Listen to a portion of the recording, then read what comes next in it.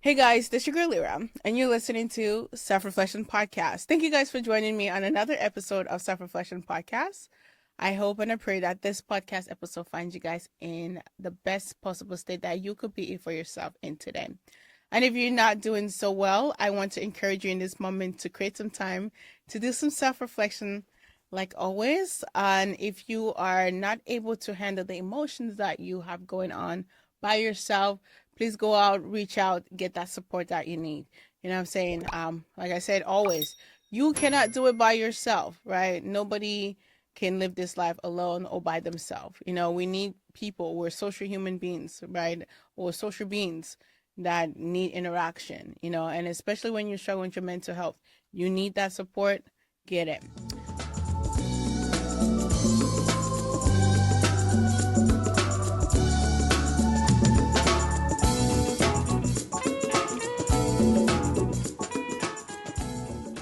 Thank you guys again for joining me on Self Reflection Podcast. I'm excited to be having this conversation. You know, today we have an amazing guest on Self Reflection Podcast. Funny story, actually. Before I introduce him, we have had an interview before, y'all, and that interview went missing. So I'm excited to run it back. So please help me welcome Big Klef. Yep, yep, Hello. yep, yep. How you doing? Good. Thank you for joining me on Self Reflection Podcast. I'm Definitely. excited that you are back on the couch with me. That part, Yeah, we got so we have to give it a rerun, you know? yes, yes. Before we actually get into this conversation, I want you to just please reintroduce yourself to our friends and family members out there that don't know you yet or would like to get to know more about you. All right, bet.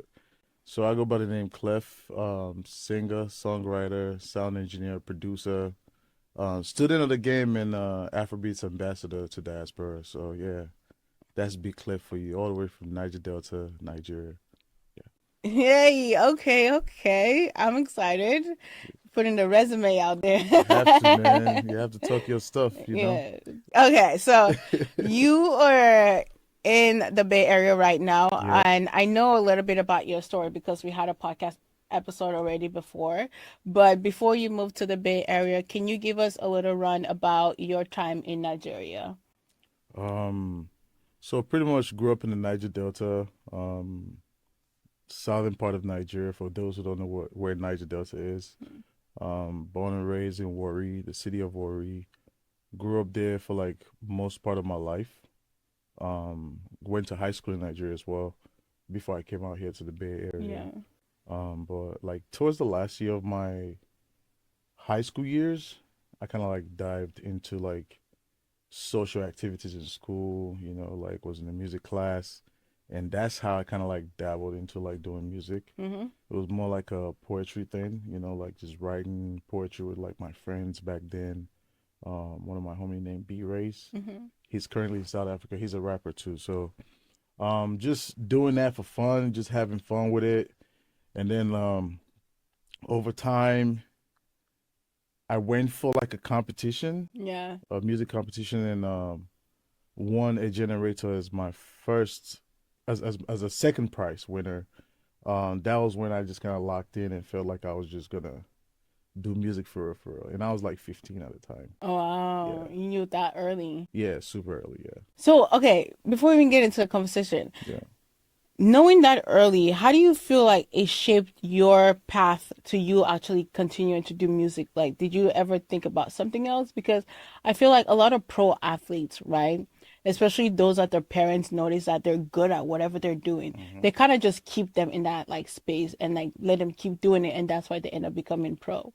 No, I was music was just a personal thing. Mm. My parents was not, they were like my mom especially was not. It was not something I would bring up and be like, "Oh, I want to be a musician" or anything. It was just like, as a kid in Nigeria, of course, like education, go to school, be a doctor, be an engineer, and all that stuff. That's the idea they push. Mm-hmm. So music is just something I found on the wayside personally, and it was not something I was showing to people. Yeah. I would secretly go to these competitions, and my dad Um, wouldn't even know about it. You know, most of the time, I'll be part of these social clubs. We'll do like song rehearsals. We'll do like little cover performances. just privately. It wasn't nothing I would tell my parents, But then at the time I had started school, so I was quote unquote trying to be a computer engineer. Mm. So I went to this school called Modena University. First year, first semester, I think like after the first semester, that's when I like left Nigeria. Yeah. So like my main goal was actually okay, I like music. I'm doing music on the side, but now it's like I'm about to be a computer engineer. That was like the focus as far as like going to school because that's what my parents at the time wanted for me. And then also again, I wanted to do what my dad did for a living, Mm. but I think it was just more like my own thing going on in my head. But it's like, yeah, music was not the main Focus. focus at that time. Yeah. Yeah. So I found it on the wayside. Yeah. I know a little bit about the journey on how you came here, but do you want to share about that little with the lottery and just Lottery system. yeah. Yeah, man.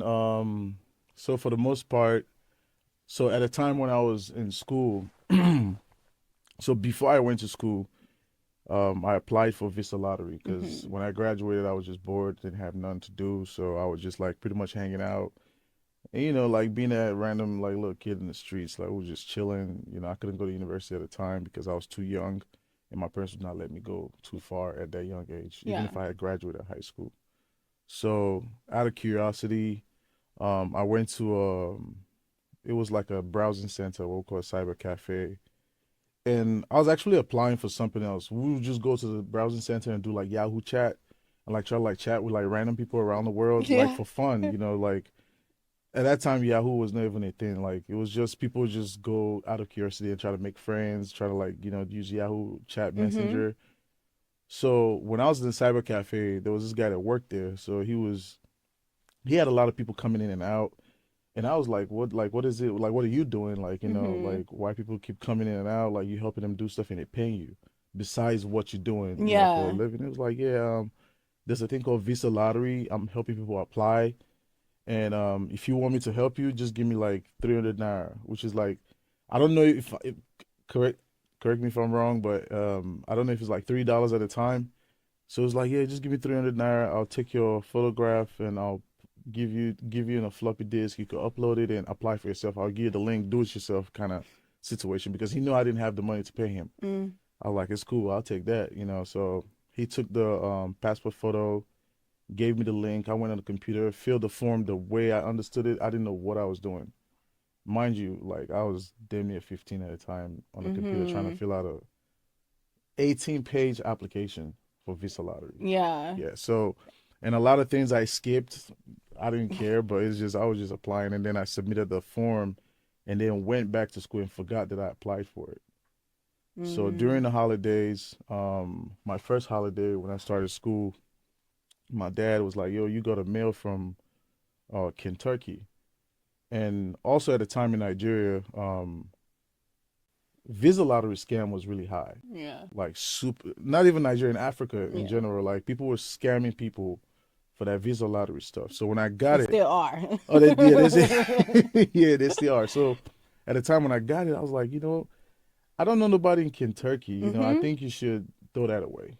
Pretty much. That's why. That's exactly what I told him. I was like, I don't have any friends. Anybody in Kentucky. Like, I think you should throw that away. Probably one of those scams.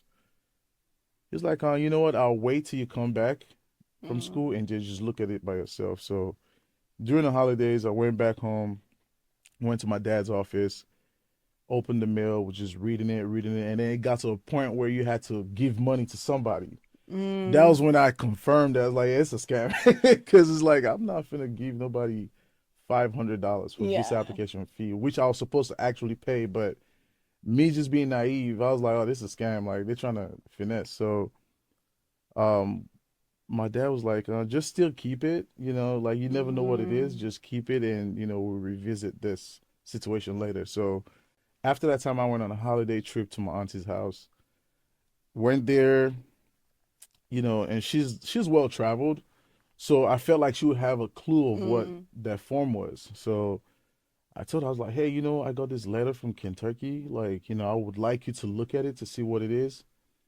And she was like, okay, like send it to me. So we sent it to her. Long story short, she saw it, And she was like shocked and surprised, like, yo, like, this is like a big deal. Like, you Mm-hmm. just been sitting on it and just like playing around. This is like a real situation. I was like, okay, like in my mind, it's not real to me yet, you know. She was like, just fill the form the way you understand it, and I'll fill the rest, and I'll submit it for you. And because she was going to London that week, so she Mm. mailed it back to the Kentucky office. I think it's the USCIS office or whatever. I don't know, but mailed it to them, and then like after like 4 months, they responded the mail and told me that I had a interview at the United States Embassy in Nigeria. Yeah. Still, it was not real to me because you know how they'll tell you, oh, you have an appointment, but then you have to pay some money to somebody. Like, Mm-hmm. so I'm still caught up in that. Like, this shit gotta be a scam. Like, Yeah. I don't think it's that real. So my older sister assisted me in the whole process. I had to do like fingerprints, blood tests, Yes. like different kinds of stuff I've never even heard of before. Like, Mm-hmm. we had to do all that stuff, go for the interview, and when I got to the interview, that's when it became real to me. And Mm. then crazy part is, before I walked into the American embassy in Lagos, Nigeria, so that early morning, my great grandma died. Yeah, so that morning, like literally before I walked in, they called us until she passed away. So being devastated between that and dealing with that thought and just walking into the building, so it was kind of like a heavy, like my sister was confused, she was crying, like, Yeah. but she was like, just go, we'll figure it out when you come out. So walked in, dude just looked at me. There was this the guy that was at the window because when you walk in, there's like a line.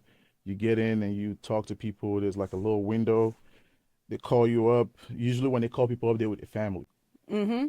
So they called me up. It's just me walking towards this guy, and he was looking like behind me and looking everywhere. Like, it's like, where's your people? It's like, I was like, Yeah. it's just me. Like, he was like, really? He just laughed. He was like, are you serious? I was like, yeah, it's just me. Like, so he asked me what's my name. I responded. So they basically just verify the information that they have. It's not really like they're trying to deny you the visa or anything. It's just more of a verification process. And then after that, like, dude just said, just sit down, hold on, I'll be back. Sat down, came back, and my passport had a visa on it. And he said after you get to the States, you have to just go to the Homeland Security office and report to them. And then what they do is they give you like a registration thing to where Mm. you get your green card like later on. So pretty much came on a soft landing, got here within 6 weeks. I got my green card. So it was a really beautiful situation, man. But Yeah. yeah, yeah, it's lovely. It Yeah, sounds like a fairy tale. I feel like I heard the story, but it just sounds so it's more crazy. appetizing Yeah, now. Like that's it's such a wild. fairy tale, because a lot of people would like literally pay tons of Oh yeah, money like just to get it was that. people that's trying to finesse us in the process, but I don't want to go into that because of this Yeah. podcast. But it's like, yeah, trust me, it was even if the situation was real, it was certain folks that was just trying to like finesse, like, oh, Yeah. you have to Do pay some this people so that they can speed up the process. Like, yo, like the you African already way. won the visa lottery. Yeah. Like, you don't have to lobby for anything. You just go and follow the process and get it done. But yeah, That's another story for another that's day. We're gonna bring it into music right now, yeah. guys. We're gonna talk about some music right now because we just got done crying. That was so Nah, beautiful. you good. Being a trap artist in the Bay Area, right? How has your Nigerian culture influenced your music style? Um, being an Afro-Trap artist, like I had to find my sound. I was actually just in general artist at first. Like Mm-hmm. I started rapping, like as far as like music goes, like I started rapping. Then I found out I had a little voice here and there. Like, Yeah. I was doing courses for people. So I tapped into my singing side and kind of stayed there. Yeah. Um, so like it was also a journey for me because I had to find myself and find my sound. Mm-hmm. Um, and being from where I'm from in the Niger Delta, our genre of music is more like blues. Mm. It's not like blues as far as the sonic sound of it. It's just the storylines. Yeah. It's more like a storytelling. So like mixing the storytelling and like realistic kind of like music storytelling, into like what I already been doing, like rapping and singing Yeah. and mixing trap music and just using the melodies from where I'm from, using that to like infuse it into what I do. that's how I kind of like found that whole Afro-Trap thing in Mm-hmm. 2013. So it's just more like telling stories at the same time, like having fun, while you're Yeah. telling these stories, even if it's sad, happy, or whatnot. Yeah. Like just being able to infuse, like the sound of where I'm coming from. And we do a lot of harmonies Mm-hmm. in the Niger Delta. Like when we sing, we do heavy, heavy harmonies. Yeah. So that also like is in my sound as well. If you listen to my music more, like you see like I harmonize a lot. Mm. And that's like really, just how I created that sound. Yeah. If that Did answers your question, yeah. did you decide to become an Afro trap artist because of, you moving here, wanting to please both of your culture? Like, because Hmm. Afro rapping isn't something that is really big in Africa, right? It is It's big. there. It's No, there. it is It's big. big. Yeah, Really. yeah. So, um, growing up, there's a rapper called Mod Nine. Mm. He's a African. He's a Nigerian legendary like rapper. He was one of the people I like looked up to growing up. Mm-hmm. As far as like being influenced and like and that we have the international rappers of course at the time like Big, Mm-hmm. like Big Pun, Fat Joe, like White Klef, like people like that. But the thing is, at the time, Mode Nine was like one of the best MCs in the whole of Africa, and he Mm-hmm. was like he could stand toe to toe with any American rapper you put up. So Yeah. hip hop was really big, and I was buying his album consistently when he put it out. Yeah. Until today, we still like follow each other on social media and stuff. And but yeah, like music, and this is the thing, right? Music is really not about pleasing any kind of audience or whatnot Mm. because I make music for myself. Like 9 times out of 10, if you listen to like most of my songs, Mm-hmm. I'm not trying to please anybody. I Yeah. really just make music for myself. And if you happen to like it, that's beautiful, Yeah. And the moment you start making music like that, you see it from a different angle. Like, Yes. because I like to have fun. I'll be outside, I'm emotional too. Like, you feel me, be in my feelings. Mm-hmm. Like, I love hard. So it's like, I like to write love songs as well. So it's like, it's really not a thing of pleasing people. It's just a thing of putting your personality into music. Yeah. And as an individual, you're not gonna be always sad. You're not gonna always be the party guy. Yeah. You're not gonna always want to be tough. It's like it's so many dynamics of you to where it's like it's gonna be a lot of that in your music if Mm. you're really true about the art. Yeah. It's gonna be different shades of you pretty much. So um to answer your question, like Afro trap is just something I found along the way as well as I grow in music. Because I was just doing like normal party songs or Mm-hmm. like singing and all that stuff, and then I figure out like why don't you mix the sound that you learn where you're coming from and where you're currently at? Yeah. Because music is also like how do I put it now? It's also like a journey you go through. It's like a personal journey for you. It's like so if I want to know who you are, I could listen to one of your albums and kind of like get a feel of the kind of person you are, or like Mm-hmm. where you're from, or like your sound. It's like I have to hear something without knowing you personally. I Yeah. have to hear something in your project that just makes sense. Yeah. So Afro trap is just something I also discovered along the way, like I said. So it's just that's all it is. It's Yeah. really not like trying to bridge any gap. Of course, like you in America and you want something that crosses over as well, Mm-hmm.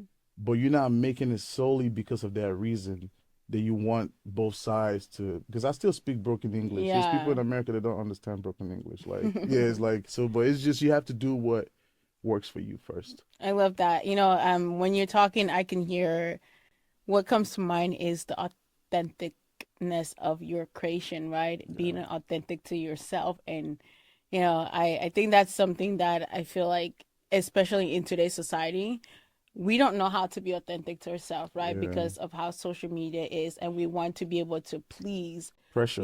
everybody. Yeah, and that is one of the reasons why I stopped having a social media manager, because it's like I can't just want to please everybody else in the world without Hmm. wanting to create from my heart, right? Yeah, it's Because crazy. creating is like one of those things that it comes from the inside, right? When it comes down to Afro trap, right? Going off topic here, do you feel like you pioneered that music in this Bay Area? Um, as far as Afro trap or like Mm. Afro Afro beats, trap. like I created a sound in 2013, so Mm. I would say I'm the only Afro-Trap artist out here in the Bay Yeah. Area. But if anybody makes that sound as well, like the reason of making something is not to gatekeep it. Yeah. It's also good if, if people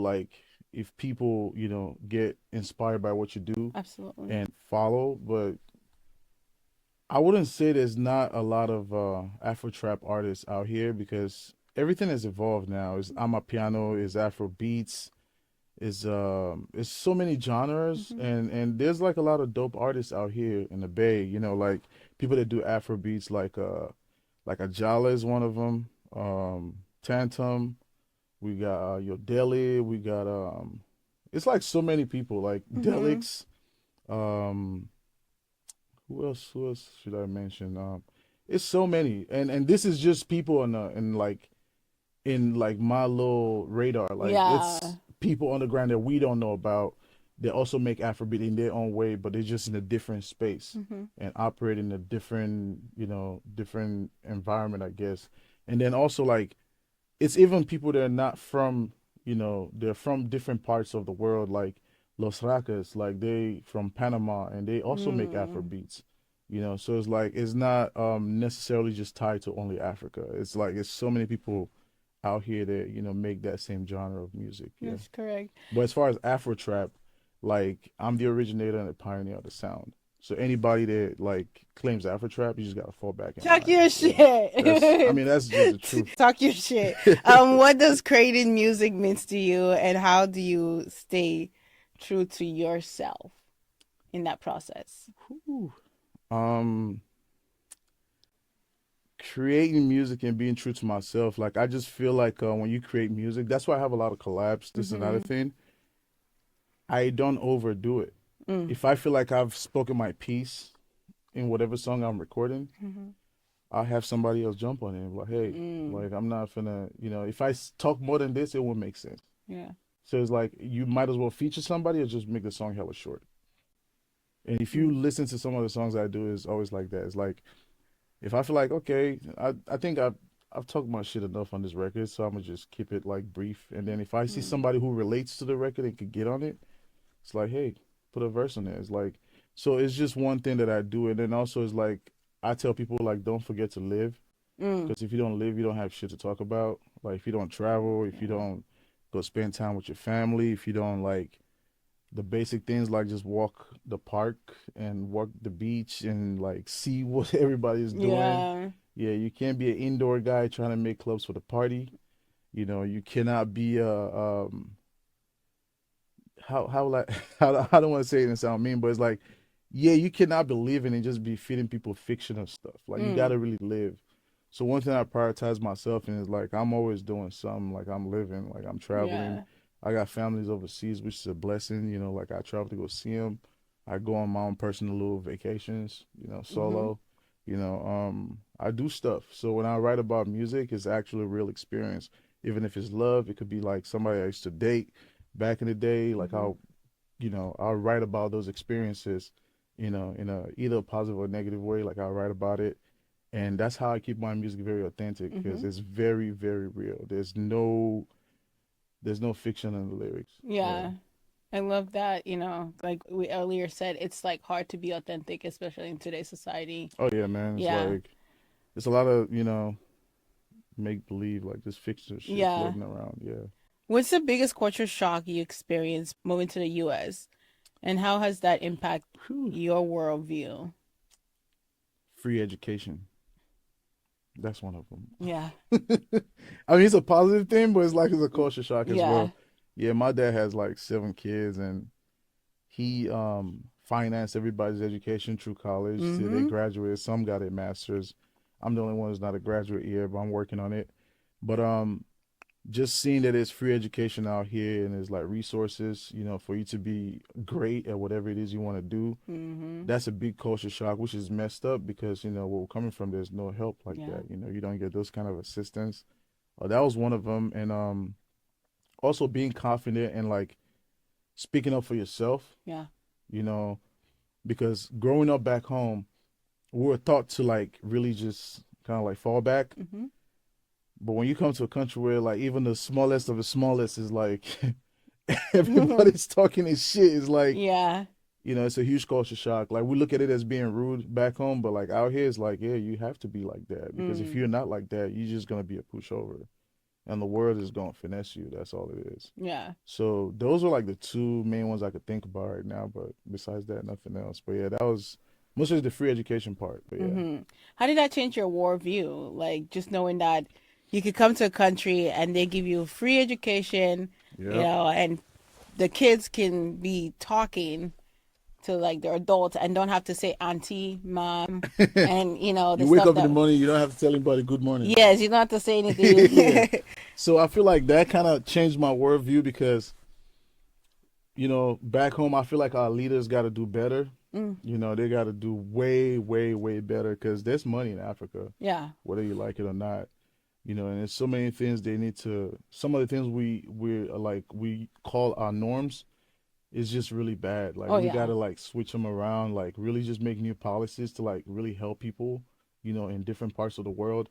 I don't know how it is in other places I've never been to, but I know like for a fact Africa needs to like encourage like younger people to like really. I know they're doing that now compared to back in the day, but it's like people are speaking up more now, which Mm-hmm. is good. People are speaking up more and people are taking college education serious. Mm, And I feel like our government should do better at, funding college, yeah. people's college degrees and stuff. Instead of a scholarship system, have like a system in place where, automatically people can actually go to school and if they drop out due to their own default, like that's uncontrollable. But it's Yeah. like they should just have the chance to be able to have that opportunity at least. Yeah. Because back then when I was in school, right, there's a thing called bursary. So it's like a small token that the government gives to every student, throughout the semester. They give you like this little amount of money. It's like an equivalent to going to school for 4 to 5 months, and the government, the Department of Education gives you like $100, Hmm.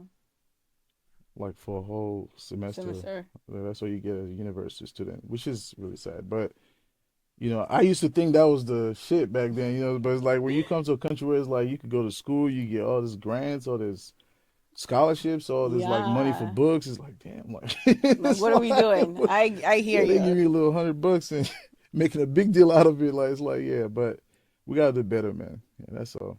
Yeah, I know. I think just talking on that, I think also, us, the young generation, right? I feel like it is our time for us to make that switch. Like, I think one of the leaders that is really right now doing that is Ibrahim Traore, Okay. from Burkina Faso. He's really into like changing the system, kicking out the French, Oh, people yeah, I or think I saw whatever. that. I saw that on one of this news Yeah. tabloids. Yeah. So I feel like us, right? However we could do it, this young generation, I think it is our time for us to do it. I think that the leaders have done whatever they've done. Yeah. Their minds are already corrupt as much as it is already. It's sad. It's us now that coming in power. It's very Yeah. sad. What motivates you to keep going on your music journey, even when it gets challenging? Um, what motivates me? Just it's a lot of things, but the main thing is like the people behind me, where I'm Mm-hmm. coming from. I just don't want to, I want them to see me win. Yeah. Regardless of what it is. I want my mom to see me win. I want my little brother to see me win. I want my whole family to see me win. Besides that, it's just like it's people that on the regular, like in my DMs, telling me like, yo, like this one song you put out X, Y, and so years ago, like it helped me get through stuff. Mm, So it's not about like sometimes the party records is cool. yeah. We're all trying to aim to get a hit, but it's like those are not the main focuses. Sometimes like your music could help somebody get through some sad time. Mm, So your music can be motivation to certain people. That's why as much as I like to make fun music, yeah. I also like to like write more about my emotions and stuff I because love that. if you feel something, it's like a million people in the world that feel the same thing you feel. So it's like it's always somebody who's gonna relate to you. So those people actually also motivate me as well. But I don't put it as my sole focus Yeah. for motivation, because that's not also a good thing to put in the forefront of what motivates you. But I just, I just don't want to let my folks down, Yeah. And myself as well. Mm. So yeah, that's what motivates me, keeps me going. And then also being a sound engineer and being able to record my own music means is gonna be nonstop.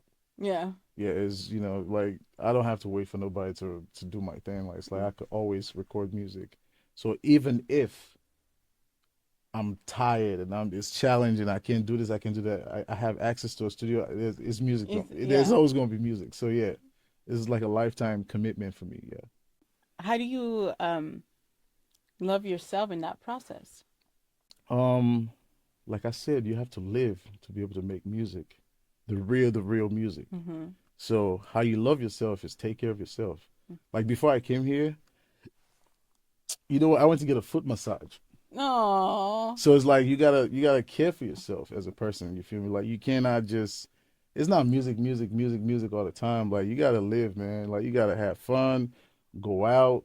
If you feel like going out is being toxic for you mentally and physically, then fall back from going out. Like Mm-hmm. spend some time with yourself, because spending time with yourself is actually self-care as well. Yeah. Like you don't have to go to the clubs, you don't have to be at nobody's parties, Yeah. you don't have to be at nothing, you don't owe nobody no nothing, as long as it's something that adds value to your life as a human Mm. being on earth. Like you don't have to commit to anything that's not adding value to you. It's like Yeah. just fall back sometimes, take care of yourself, like pamper yourself, enjoy your money. Like if you're working, enjoy your money. If you're paying rent, stay in your house sometimes. Like, because this rent in California is so expensive. Like, you want to enjoy your money, stay in your house. Like, watch TV, Mm. bench watch some Netflix. You might, after that one day of doing that, you might be rejuvenated when you get Oh back. yeah. So that's how I love myself. I live. I like to travel. If I got to go on a road trip, I don't have to fly.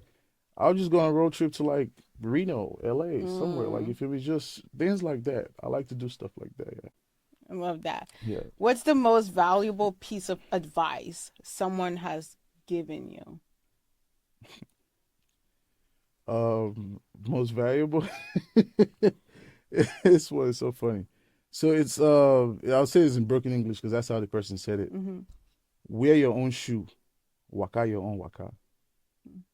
I don't even know what that means. I You get it? definitely understand. So wear your own shoes, waka your own waka. It was a Reverend Father that told me this stuff. Translation? So like it's it's pretty much wear your own shoes and walk your own walk, because it's like life is an individual journey. Like, and he told me this when I was 13. Mm. Yeah, like this is a Reverend Father in the village I used to stay at like a long time ago. But yeah, he's just advising me on like just how to navigate life. And I was being a bad kid at that time, like he was like, yeah, like this life you have to wear your own shoe and waka your own waka, Yeah. and it's just all about like following friends that are not like, the best for you, and at the time I used to have friends that were like at a young age they would be smoking papers. They're not even smoking real cigarettes, like Mm. it was smoking Wrapping papers, yeah, papers. like just dumb stuff like that. And then it was like, dude, like you a good kid, what are you doing? Like, Yeah. and it was like, yeah, like sometimes in life you have to wear your own shoe, walk out your own walk out. So yeah, that was I took that around with it. But yeah. Mm, I love that. Before we continue, I want to thank you guys for watching Self Reflection Podcast. I hope that you guys are enjoying this conversation that we are having today. In this moment, I want to remind everyone that is listening or watching, if you have yet to subscribe to Self Reflection Podcast, please go ahead and pause right now and hit that subscription button. I'll truly appreciate it. Also, if you are not following us on our YouTube channel, go ahead and follow us on YouTube at Self Reflection Podcast by Lira Ndifon. I really appreciate it, and hit that subscription button. We are going to jump right back into the conversation with Big Klef. We are now Yep, yep. talking to Big Klef, one and only We in here, Afro-Trap, we in here. That in part. the Bay Area. How do you Wicked. how do you handle self-doubt, and what do you tell yourself to push forward?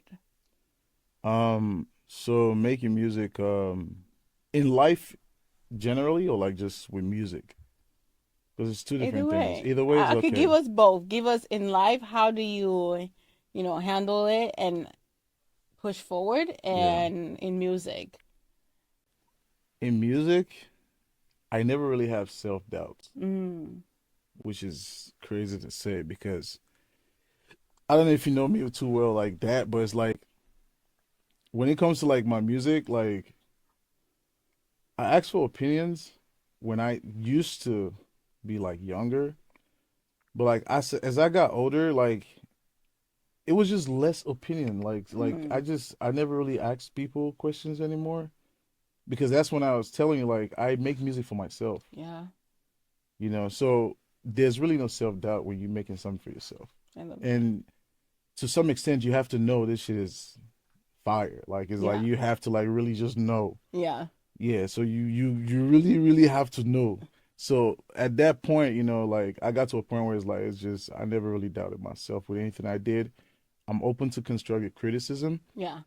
but I also have to understand that everything in life is opinionated. Everybody's just from the outside looking in and Mm-hmm. telling you stuff. Yeah. You know, they were not there when the beat was created. They were not there when you was paying for music videos. They was not there when you was paying for the promotion of the song. Mm-hmm. So they don't really know much. They just give you advice. So with music, zero self doubts. That doesn't mean you're not gonna fail and you're Mm.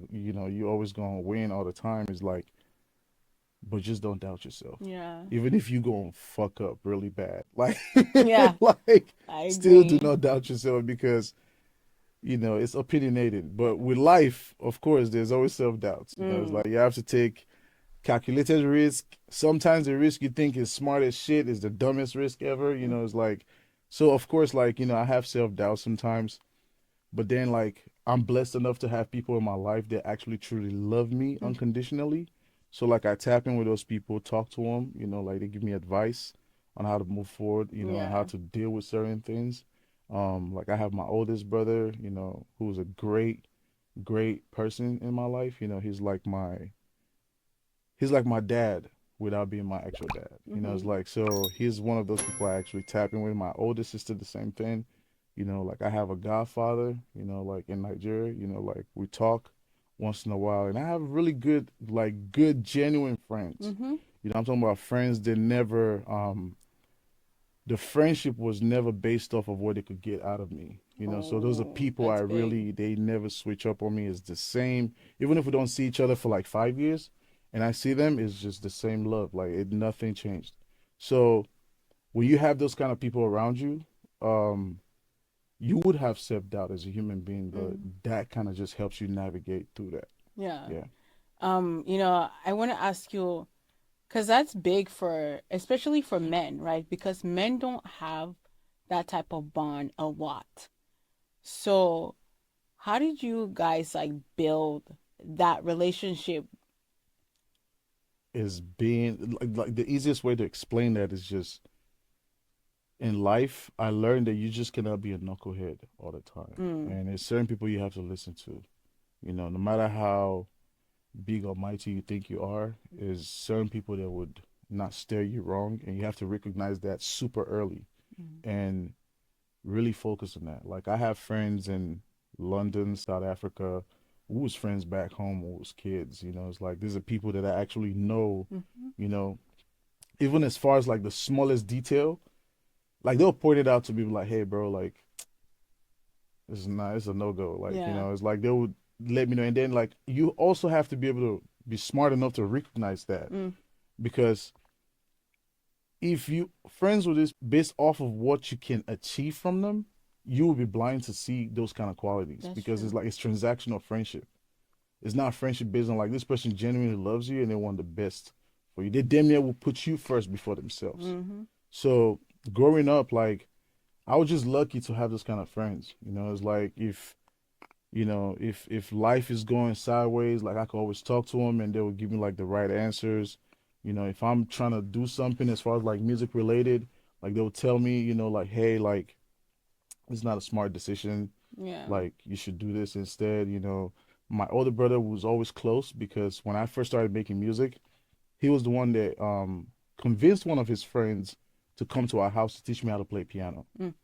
So And also he was a choir master at church, and then he kind of like got me into the space without even knowing. Mm-hmm. So like we always had that like bond growing up. So and having that was just a blessing, and it was just organic. Like I didn't like look for it. I was not like precisely searching for that kind of friendship and a bond in people. But and then also like them living life the way they live life validates a lot of things you have doubts about. It's like, damn, Yeah. this guy is doing this, he must know what he's saying. It's like, so it's like leading by example. If Yeah. that's pretty much what I'm trying to say in a nutshell. So yeah, like they were just leading by example. It's like they show me like, oh, I'm not just gonna advise you, I'm gonna do it, and you see like this is what it is. Mm-hmm. It's like, so yeah, that's how it created the bond, man. And just like always tapping in with your peoples.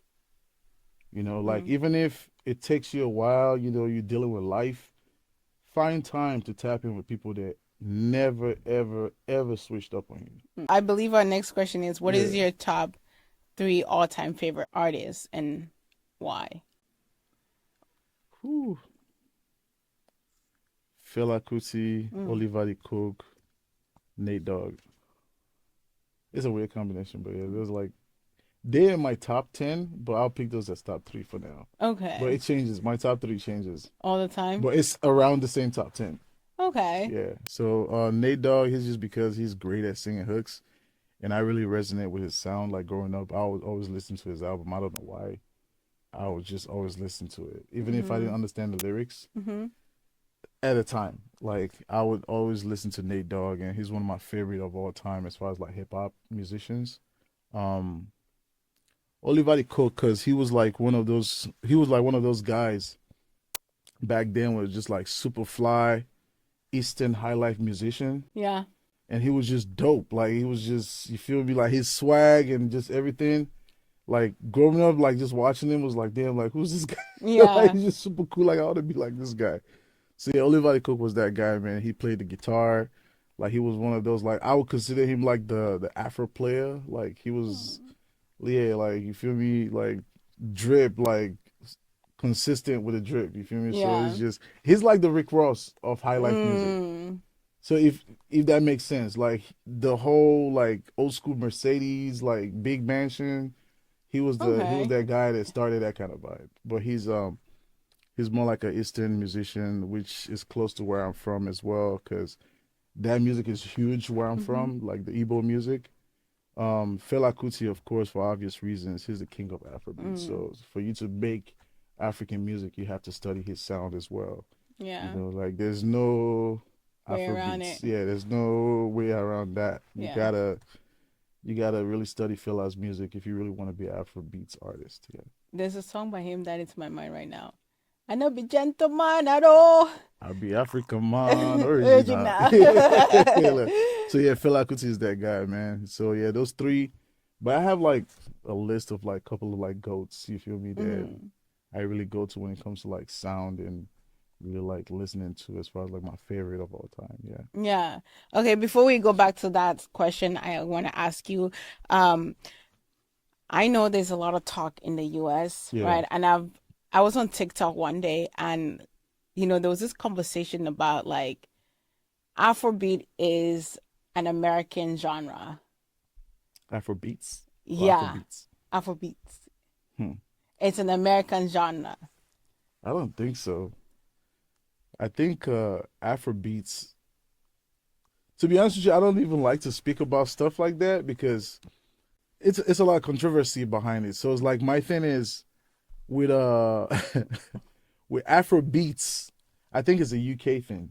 Mm. I don't think it didn't start in America. I think it's a UK created word, but not the Uh, genre though. yeah. I think it's just like the genre got so big, they had to look for a way to group everybody, and they just named it Afrobeats. Mm. Because inside Afrobeats, you have all the other, I feel like Yeah. everybody's separating themselves now. Some people are doing Afro soul, some people are doing Afro fusion, Mm-hmm. some people are doing Orte, some people are doing like Afro dancehall. Like, I don't know Yeah. if, yeah, it's like, so Afrobeats, I think, is like back then, everybody wanted to be categorized on that umbrella because it was getting big. But as time went on, everybody was trying to find a way out of it because if I'm a piano artist and you call me an Afrobeats artist, I might not say, but I feel some kind of way because Mm. I'm a pianist from South Africa. To be fair, Yeah. so I think at a time it made sense, but now everybody's really just separating from just that word Afrobeats. Yeah. So I wouldn't even call myself like just an Afrobeats artist because I'm an artist first, Mm-hmm. and like I know how to make African music. So it's like, so it's just everybody's just trying to find their sound and really just not pigeonhole themselves in Mm-hmm. one genre and really just stand out. Hmm. So, but it's not a Afrobeats was not created in America. No, Yeah. yeah, no, that's super impossible. Do you think UK is the mecca of Afrobeats. do you think, as you mentioned earlier, do you think rap was created in America as well? I would say yes. From my knowledge, I might be Mm. wrong, but yeah, rap was created out here for sure. Hip hop. Let me not say rap. Yeah, Hip hip hop. hop. Yeah, it You was think hip created hop here. was created here? hmm Mm. Okay. What do you think hip hop was created at? In Africa. Whew. Hmm. I would. I mean, you Central might West have, Africa to be precise. but this the thing, right? Or West Africa, I meant to say. West You Africa. might have your reason and your definition and your studies about that, but it's like in general, the world Yeah. knows that America is the headquarters Yeah, that's of rap music. Like you're gonna have to do a lot of explaining to make people like see your reasons. mm, And you have to come with like valid, like real research and valid statement, to make people want to believe otherwise. So yeah. I would say it was created out here because the first hip hop song I ever heard was from an American artist. I never Mm, heard any like the first hip hop music I was listening to was not like an African artist. yeah. Yeah. And we Yeah. always emulate American rappers. Every rapper in Africa wants to be Mm, like an American. I mean, not every at that time, yeah. like in the 90s and like late 90s, mid 90s, everybody wanted to be like Lil Wayne, 50 Cent. You remember that time when 50 Cent came out in the club? Mm-hmm. People was walking around Nigeria with like white beaters, Like, like it's like yeah, yeah, yeah. like so we've been we've been That's a copying culture that from was pushed onto us, though. I think, just like they it's say, popular culture, break man. dance was created in the Bronx. It wasn't. It No, it was was started in yeah, Africa. that started in Africa for sure. I You could say that for sure. just Yeah. what I'm Break saying, dances in like Africa, yeah, it was not. a whole lot. They But just they just funkified it and oh made it yeah, popular. Like even twerking started in Congo. Like it's like we could go on and on about where everything, like a lot of things started. But it's just what made it popular. Sometimes takes the credit. oh yeah. It's I like it's agree. not I really agree. people got to do the research to see. Oh shit! Like there was Mapoka. Like Mhm. back then, my parents did not let me watch my Mapoka mhm. videos because it's like it was so X-rated. Mhm. And Nelly came out with Tip Drill, right? And people thought that was X-rated. I was like, yo, you've not seen like Yeah. Mapoka videos. Those are like literally the soft porn back then. Like it's like you're not allowed to watch as a kid. Like, Yeah. but we know it exists, but we Mhm. just never. Yeah. So different things originate from different places, shop. As an artist, as we come close to this conversation, as an artist, where do you see this journey going for you? Where do you see your career heading?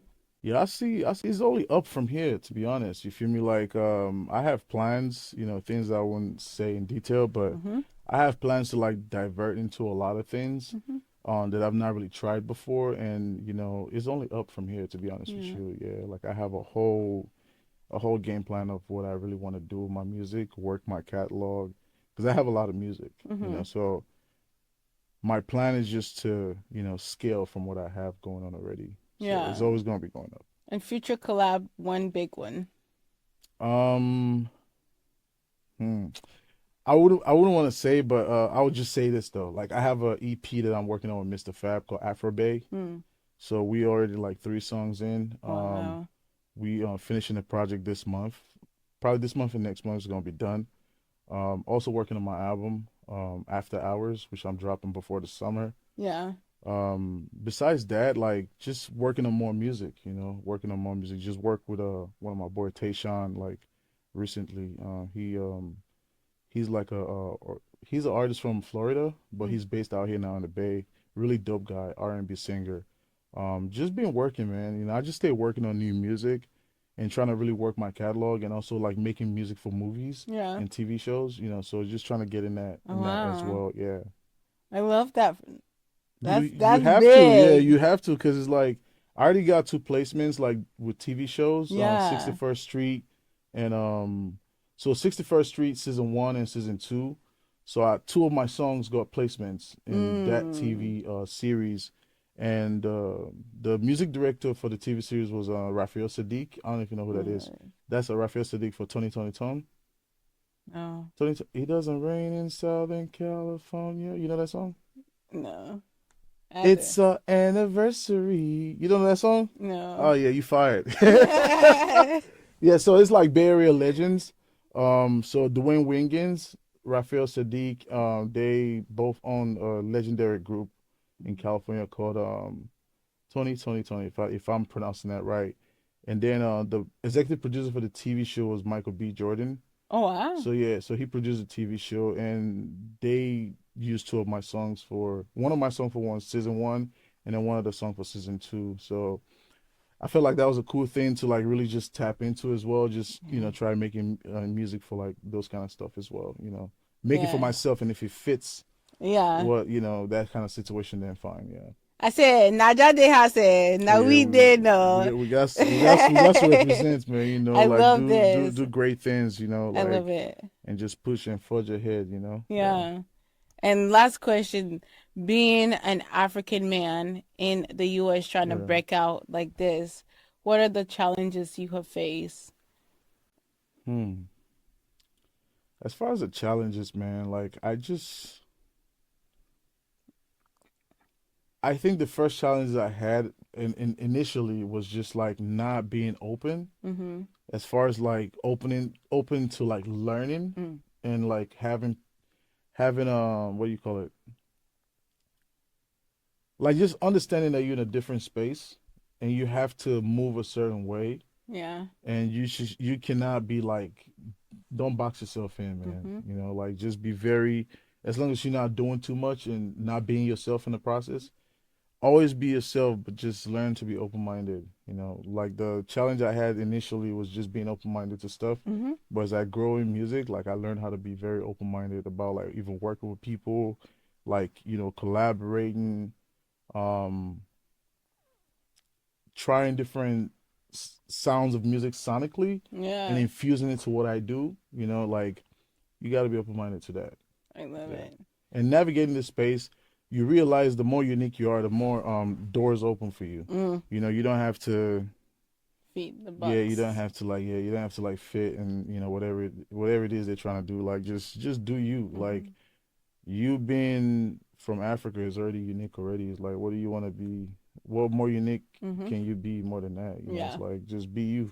I Yeah. love it. So, because a lot of spaces you go into, as soon as they ask you where you're from, it's like Nigeria. It's like, oh shit, like it's just you already unique Yeah. as a person. So it's like you don't have to try to overdo it, because people Mm-hmm. can sense when you're being fake as well. Yeah. Like they can sense that definitely.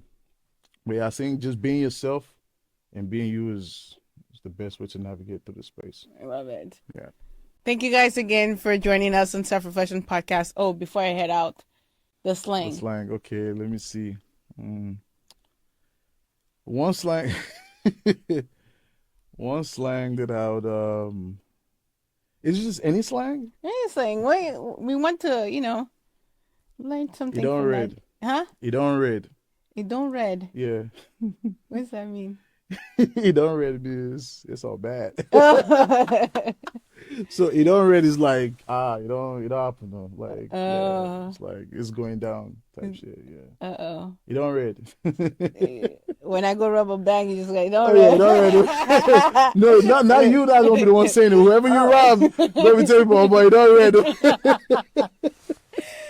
Oh man, thank Oh, you. you're welcome, Thank you man. so much for joining us on Self Reflection Podcast, Big Klef. Yeah, thanks for having me. Yeah. Yeah, I look forward to seeing your growth. I look forward to seeing, what more you could create out here, and also just exposing this genre that you created, back in 2013. Like, I think it's exciting Yeah, to definitely. be able to experience that, and also thank you for being such a good friend outside of, this media space. It's been nice to be able to like talk to you and just bounce ideas, even though we're not in the same field. Yeah. But it's nice to also like just be like, hey, I have this, da da da, like, talk to you about that. So it's real shit. Thank you. Yeah, that's what life is all about, Yeah. man. Guys to like support each other. It don't gotta be. It never has to be transactional. Yeah. It's just organic. Whatever it is you need, like I'm here whenever. You feel me? Appreciate that. Yeah. That part. Thank you. Wicked. Thank you guys so much for joining us, West African House. I hope that you guys enjoyed this conversation. I hope, anyone that is out here trying to grow themselves, trying to grow in this media space, whatever it's music or podcast, whatever you're doing, entertainment, right? I hope that you continue to go on that journey yourself and, believe yourself. Like Big Klef said, don't doubt yourself because there's nothing to doubt as long as you're creating that authentic content that belongs to you and it comes from within you, right? Any final words for our friends and family? Stay prayed up, man. Believe in yourself, cancel self-doubts, live, enjoy your life, stay at home sometimes, turn up sometimes, but most importantly, love yourself. Peace. Thank you again. I hope you guys enjoy this conversation. Take care of yourself, love yourself, be kind, and be gentle with yourself. Until next time, you're listening to Self-Reflection Podcast. And this is your girl, Lira. Ta-da! Peace.